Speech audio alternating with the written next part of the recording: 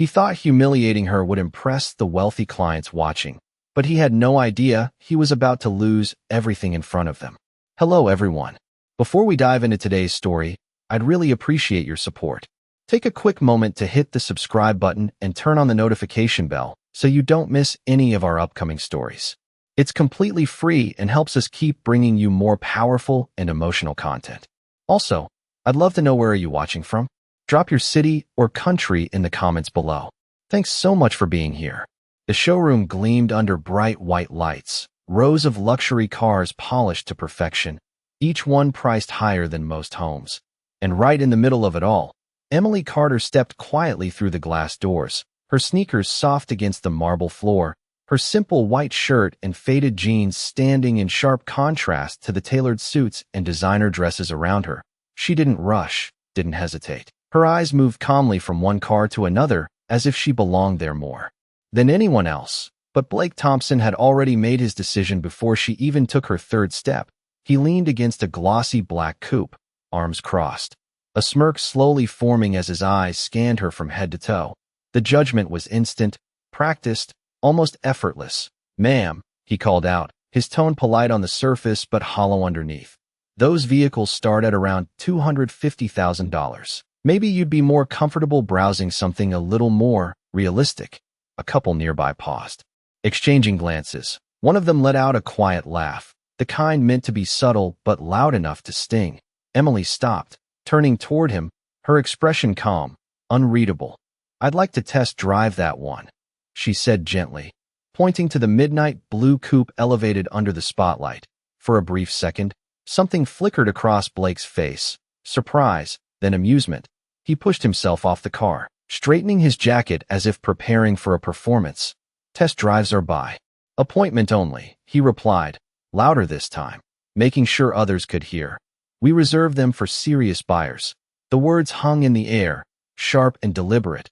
A few more people turned, watching now, waiting. Emily nodded slightly, as if she had expected that answer all along. She didn't argue, didn't defend herself. Instead, she glanced around the showroom, quietly observing how Blake's tone shifted instantly when a well-dressed couple walked in moments later. His posture straightened, his smile widened, his voice warmed.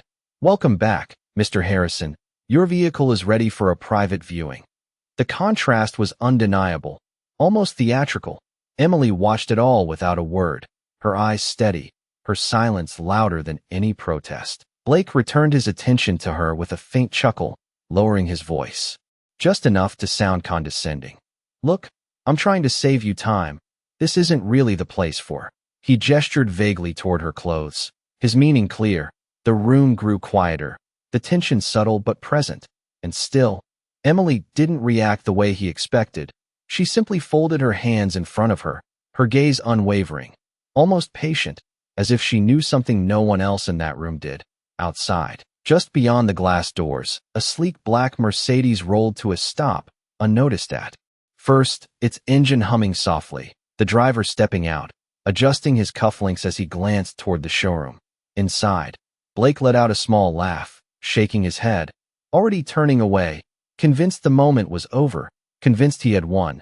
But Emily remained exactly where she was, calm, composed, waiting, and then the doors opened, and everything began to change. The glass doors closed softly behind him, but the sound echoed through the showroom like a signal no one could quite explain. Conversation slowed, heads turned one by one, and even before anyone recognized his face, they felt it, that quiet shift in the air when someone important walks into a room. Daniel Carter did not rush. His steps were measured, steady, each one landing with calm certainty against the polished floor. His navy suit tailored perfectly, his presence understated but undeniable. A sales associate near the entrance straightened immediately, offering a greeting that caught in his throat as realization began to form. Blake was still mid-turn, a faint smirk lingering as he half-glanced back, ready to dismiss Emily one final time. But then he saw him, and everything inside him seemed to pause, just for a fraction of a second. His posture stiffened, his expression flickered, confusion first, then recognition creeping in like a slow wave. Daniel's gaze moved across the room, not hurried, not searching, but precise, and when his eyes landed on Emily, something softened, not dramatically, not for show, just a quiet acknowledgement, as if the noise around them no longer mattered. Emily did not move. She did not step forward or call out. She simply met his gaze with the same calm composure she had held from the beginning, as though this moment had already been written long before anyone else realized they were part of it. Blake cleared his throat quickly, forcing a smile that did not quite settle. "Sir, welcome back," he said, his voice suddenly sharper, more formal, the confidence from seconds ago slipping through his fingers. Daniel did not respond immediately. Instead, he stopped a few feet away, his attention shifting slowly from Blake to the car behind him, then back again, his silence stretching just long enough to make the room feel smaller, tighter. A couple near the center of the showroom exchanged uneasy glances, sensing something unfolding that they did not fully understand. Blake adjusted his tie, stepping slightly to the side as if to regain control of the situation. "We were just assisting customers," he added quickly, his tone careful now, measured, trying to rebuild the authority he had so easily displayed before. But the words sounded thinner this time, less certain. Daniel tilted his head slightly, his expression unreadable. "Is that so?" he said quietly, his voice calm, almost casual. Yet it carried across the room with effortless clarity, the kind of voice that did not need to be raised to command attention. Blake nodded too quickly. "Yes, absolutely. We always prioritize serious buyers." The phrase slipped out before he could stop it, echoing his earlier words. And for a brief moment, the room held its breath. Emily's eyes remained steady, observing, not reacting, not intervening, just allowing the truth to unfold on its own. Daniel's gaze returned to her, then back to Blake, and there it was, that subtle shift. Not anger, not frustration, but something far more controlled, something that made Blake's confidence crumble piece by piece. "Interesting," Daniel said, almost to himself, as if he were considering something deeper than the surface conversation. Behind them, the showroom had gone unusually quiet.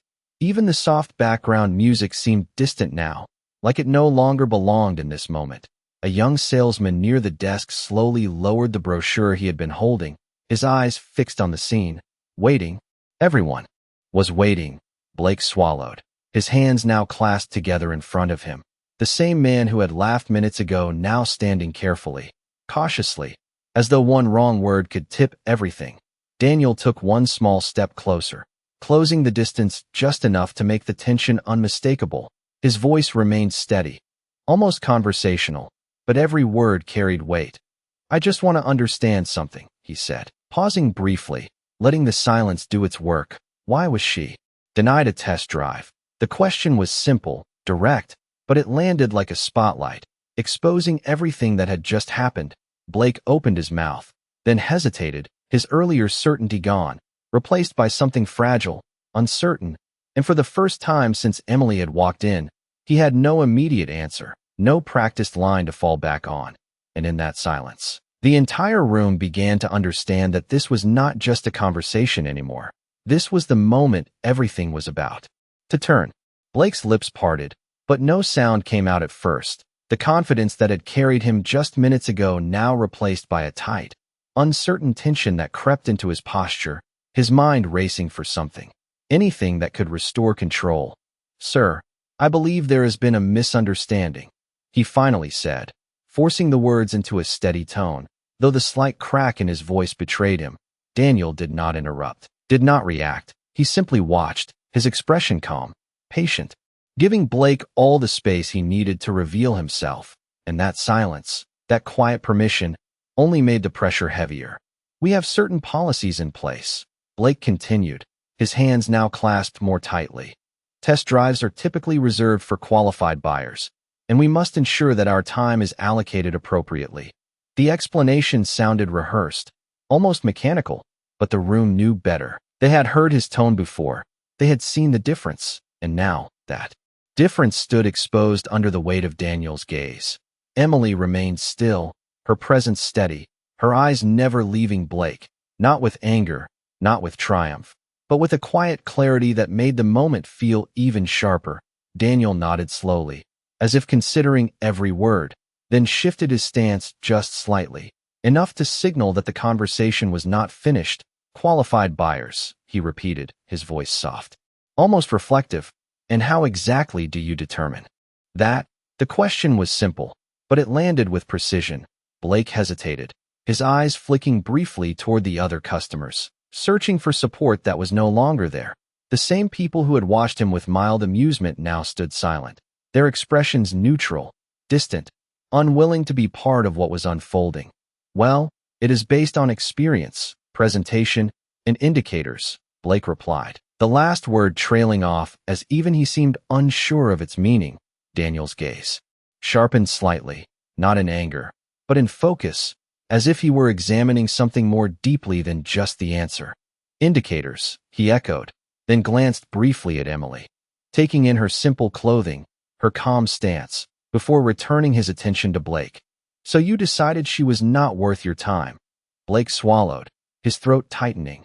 No, sir, that is not what I meant, he said quickly. But the words came too late, too weak.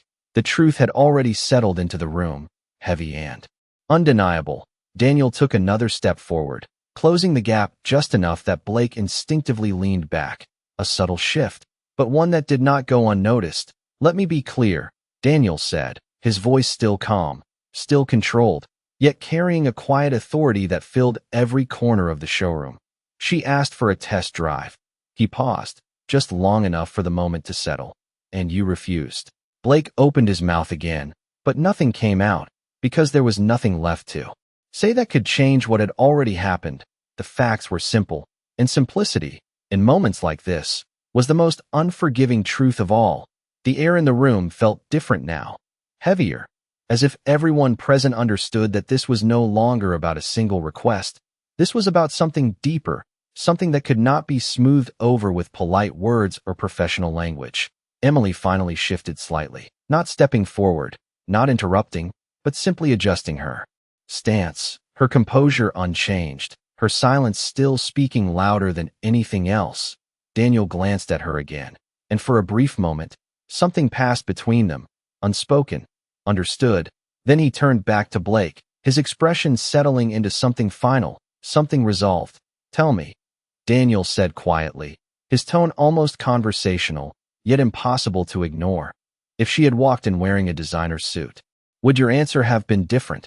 The question cut through the room with quiet precision, and this time, Blake did not even attempt to respond, because the answer was already written on his face, in his hesitation, in the way his shoulders had lowered, in the silence that followed, and in that silence, the truth became undeniable, not just to Daniel, not just to Emily, but to everyone watching, the kind of truth that does not need to be spoken to be understood. And as the seconds stretched, one thing became clear to all of them.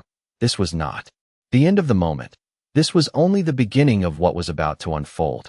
The silence stretched just long enough to become uncomfortable, the kind of silence that does not ask for attention but demands it.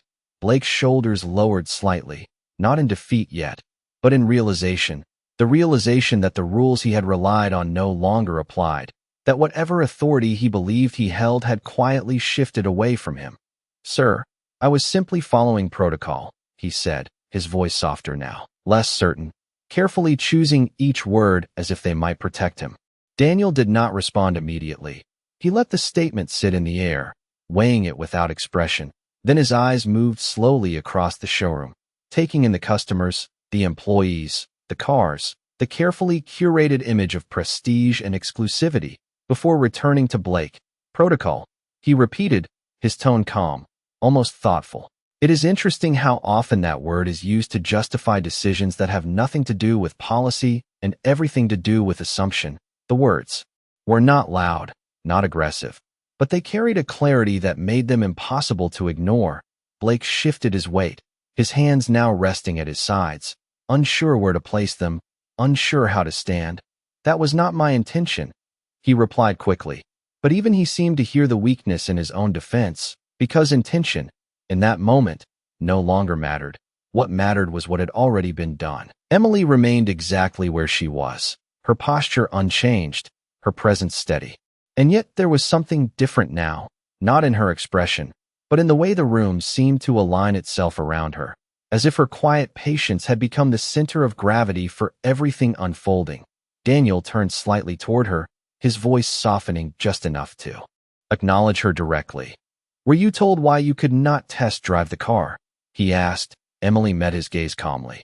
"He said it was reserved for serious buyers," she answered simply, her tone neutral, not accusatory, not emotional, just factual, and that simplicity carried more weight than any complaint could have. Daniel nodded once, slowly, then looked back at Blake. The pause that followed felt longer than it actually was, because everyone in the room could sense what was coming next. Blake inhaled, preparing to speak again, to explain, to recover, but Daniel spoke first. "Let me ask you something else," he said, his voice steady, controlled. "Do you know who she is?" The question landed differently this time. Not like an accusation, but like a door opening to something Blake had not considered. Blake hesitated, his eyes flicking briefly toward Emily, really looking at her for the first time, as if searching for something he had missed, something that might explain why this moment felt so far out of his control. "No, sir," he admitted quietly, and in that admission, something shifted again, subtle, but undeniable. Daniel gave a small nod, as if that answer confirmed everything he needed to know. Then he stepped back half a pace, creating just enough space to change the dynamic, to reset the moment. "That is exactly the problem," he said, his tone calm, almost reflective. "You made a decision about her value without knowing anything about her." The words settled over the room like a quiet truth, one that did not need to be emphasized because it was already understood. A customer near the back lowered his phone slowly, realizing he had been holding it up without even noticing. Another employee looked down at the floor, avoiding eye contact. Blake stood still, his earlier confidence now completely gone, replaced by something far more fragile, awareness. Daniel's gaze did not waver, but there was no anger in it, no raised voice, no dramatic gesture, just a calm, unwavering presence that made everything else feel small. "This showroom," Daniel continued, glancing briefly around them, "is built on trust, on respect, on the idea that every person who walks through those doors deserves to be treated with professionalism." He paused, letting the words settle, not because of what they wear or how they look, but because they are here. The room remained silent, the kind of silence that listens, that absorbs, that reflects. Blake's lips pressed together, his mind clearly searching for a response that would restore some sense of control, but nothing came, because control, in that moment, no longer belonged to him. Emily's eyes remained steady, calm, unchanged, and as Daniel turned slightly toward her again, there was a quiet understanding in his expression, something unspoken but clear.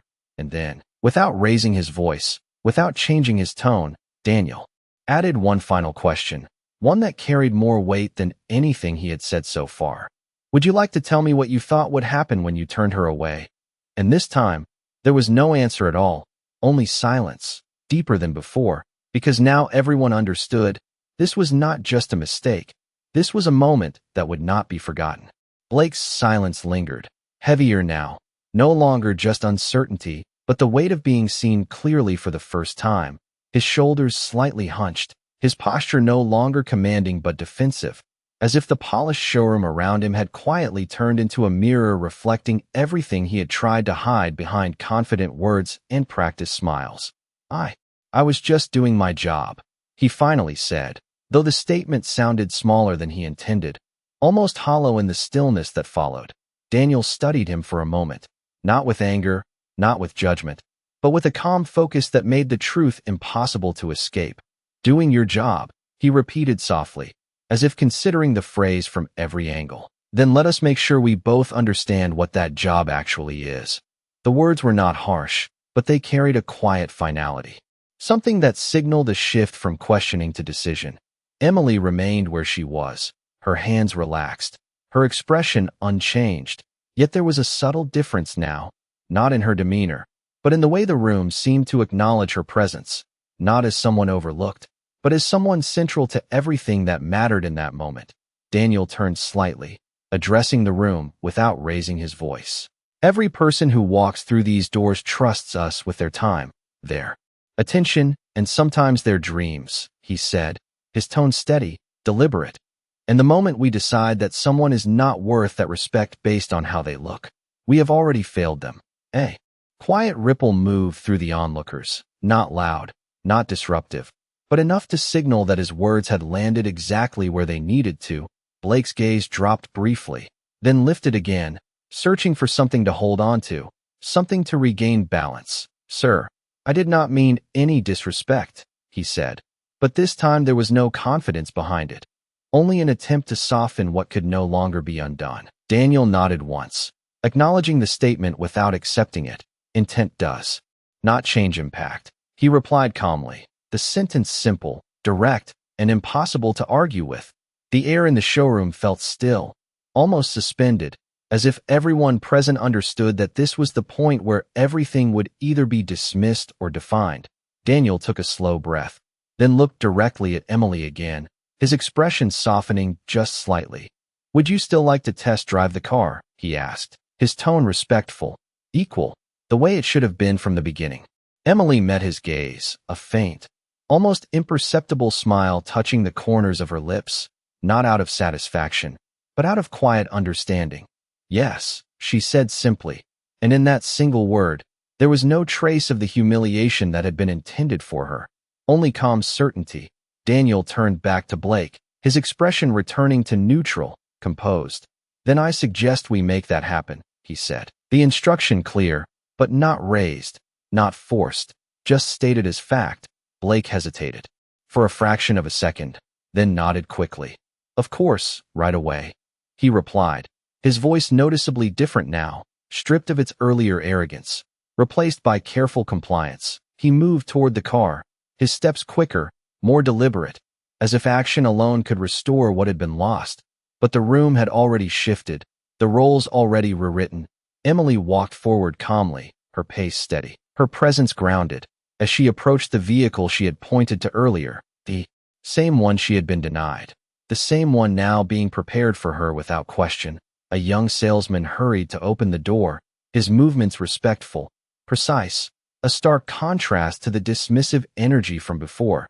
Daniel remained where he was for a moment, watching quietly, not with pride, not with superiority, but with a quiet assurance that what needed to happen had already been set in motion. Blake stood by the driver's side, holding the door open, his posture careful, almost formal. "Whenever you are ready," he said, his voice controlled, measured, but lacking the ease it once carried. Emily paused briefly before stepping in, her eyes meeting his for just a second, not with resentment, not with triumph, but with something far more powerful, clarity, the kind that does not need to speak to be understood. And as she settled into the driver's seat, the entire showroom remained silent, because everyone knew this moment was not just about a test drive. It was about something much deeper, something that had already changed the way they would see every person who walked through those doors from that day forward. The engine started with a smooth, quiet hum, the kind of sound that did not need to be loud to be powerful. And as Emily's hands rested lightly on the steering wheel, the entire showroom seemed to hold its breath again, not because of the car, but because of her, because of what this moment now represented. Blake stood just outside the open driver's door, his posture careful, attentive, as if every movement needed to be measured now. Every word weighed before it was spoken. "If you need any assistance with the controls, I can walk you through everything," he said, his tone respectful, controlled, a complete contrast to the dismissive edge from earlier. Emily glanced at him briefly, then back at the dashboard, her fingers adjusting the settings with quiet familiarity. "I think I will be fine," she replied softly, and there was something in the way she said it that made it clear she did not need guidance, not now, not before, not ever. Blake nodded quickly, stepping back, giving her space, the same space he had denied her only minutes ago. Daniel remained a few steps away, watching calmly, his hands resting loosely at his sides, his expression neutral, but his presence still anchoring the entire room. A young employee hurried forward to open the showroom doors, the bright afternoon lights spilling in as if marking a transition, as if this moment was moving from observation into action. Emily shifted the car into drive with steady confidence, the vehicle gliding forward smoothly, its polished exterior reflecting the faces of those standing nearby. Faces that now carried something different, not amusement, not judgment, but quiet reflection as the car rolled toward the exit. The silence followed it, stretching across the showroom floor like a reminder. And when Emily finally drove out into the sunlight, the doors closing gently behind her, it felt as though something more than just a car had left the room. Something had shifted permanently. Inside, no one spoke for several seconds. The kind of silence that settles after a truth has been revealed. Blake remained where he was, his gaze lingering on the now closed doors, his thoughts clearly elsewhere, replaying every word, every decision, every moment that had led to this. Daniel turned slightly, his attention returning to the room, his presence no longer sharp, but still steady, still composed. He walked slowly toward the center of the showroom, his steps unhurried, as if he had all the time in the world, as if moments like this were not about speed, but about understanding. The employees nearby straightened instinctively, not out of fear, but out of awareness that something important had just been demonstrated without needing to be declared. Daniel stopped near the front desk, his gaze moving across the team, not searching for fault, but acknowledging what had just occurred. "This is not about one interaction," he said quietly, his voice calm but clear. "It is about how easily we forget that respect is not something we give based on appearance. It is something we owe by default." The words were simple, but they settled deeply, because they did not accuse, they reminded. Blake stepped forward slowly, his movements cautious, deliberate, as if approaching something fragile. "Sir," he began, his voice lower now, stripped of its earlier confidence. "I understand." And for the first time, it sounded genuine, not defensive, not rehearsed, just honest. Daniel looked at him, not with approval, not with disappointment, but with a steady neutrality that left no room for misunderstanding. "Understanding is where it starts," he replied. "What matters is what happens next." Blake nodded, the gesture small but meaningful, because this time, it was not about saving face. It was about facing what had already been revealed. Outside, the faint sound of the car engine could still be heard in the distance, moving further away, carrying with it the final piece of the moment. And inside, the showroom stood unchanged in appearance. The same cars, the same lights, the same polished floors. But something within it had shifted. Something invisible yet undeniable. And as Daniel turned his gaze back toward the entrance, where the sunlight still touched the glass, there was a quiet certainty in his expression, because he knew this was not the end of the story. This was the moment everything began to change. The showroom did not return to normal, not immediately, because moments like that do not simply pass. They linger, they settle into the walls, into the air, into the quiet awareness of everyone who witnessed them. Blake remained near the center of the floor, his hands now resting loosely at his sides, his eyes no longer scanning for the next opportunity, but reflecting inward, replaying every detail with a clarity he could not ignore. The laughter, the tone, the assumption, all of it now felt heavier than before, stripped of justification. Daniel stood a few steps away, his posture relaxed, but his presence still unmistakable, not as a force, but as a constant, something that did not need to assert itself to be felt. A junior sales associate approached cautiously, his voice low, almost hesitant. "Sir, should we prepare the paperwork if she decides to move forward?" Daniel glanced toward the entrance briefly, then back at him. "We prepare the same way we would for any customer," he said calmly, with respect and without assumption. The employee nodded quickly, stepping away with a renewed sense of purpose, as if the instruction carried more than just direction. It carried meaning. Blake exhaled slowly, a breath he did not realize he had been holding, then took a small step forward, not to regain authority, but to re-enter the space with a different awareness. "I should have handled that differently," he said, his voice quiet, not seeking approval, not seeking forgiveness, just stating a truth he could no longer deny. Daniel turned his gaze toward him, steady, neutral. "What matters is that you understand why," he replied, the words simple, but firm. Blake nodded once, more deliberately this time, because understanding was no longer abstract. It was personal, it was immediate, it was tied to a moment he would not forget. Outside, the sound of the car engine began to return, faint at first, then clearer. The the low hum growing as it approached the showroom once again. Heads turned instinctively toward the glass doors, the sunlight shifting as the vehicle came back into view, smooth, controlled, confident, just like the way it had left. The doors opened automatically, and Emily drove the car back inside with the same steady composure, guiding it into place with precision, as if she had done it 100 times before.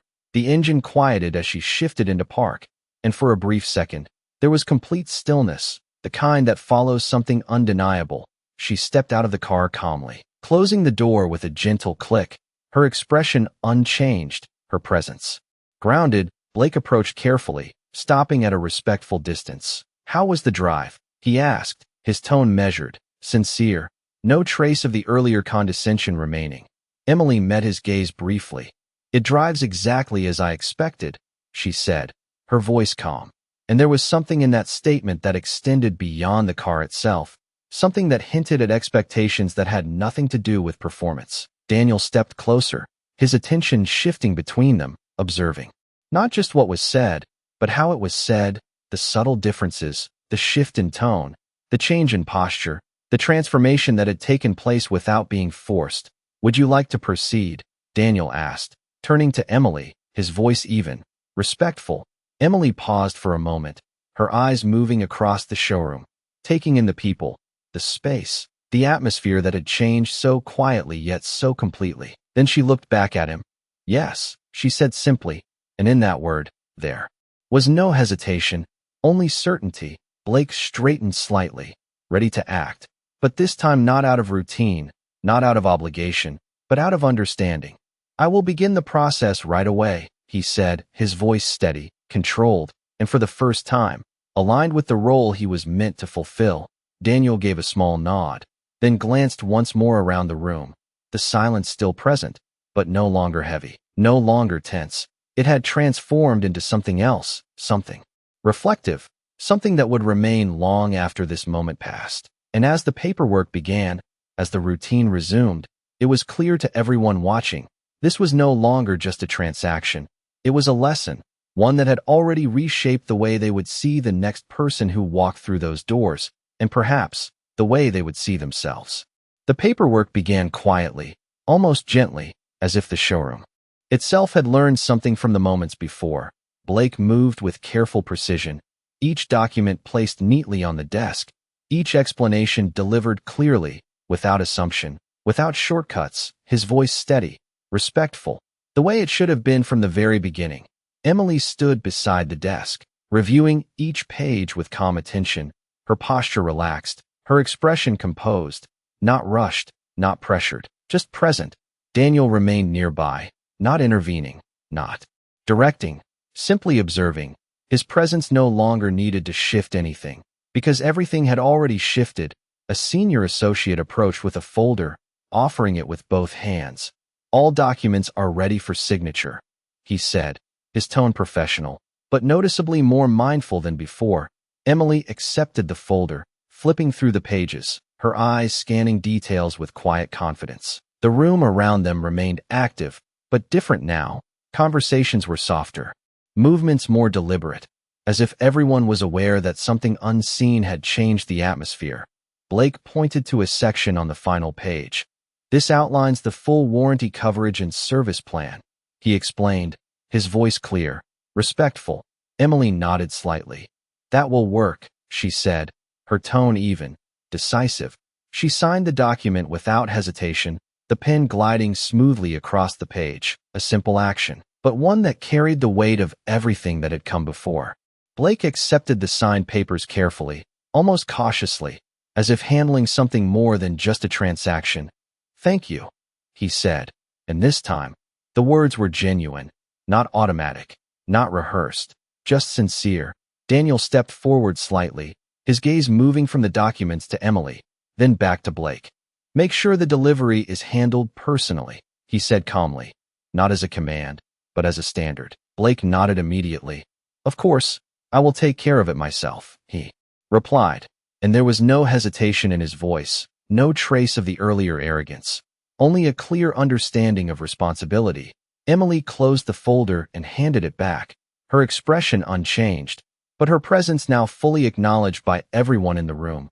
A young employee approached with the keys, holding them out with both hands. "Congratulations," he said, his tone respectful. Emily accepted them with a small nod.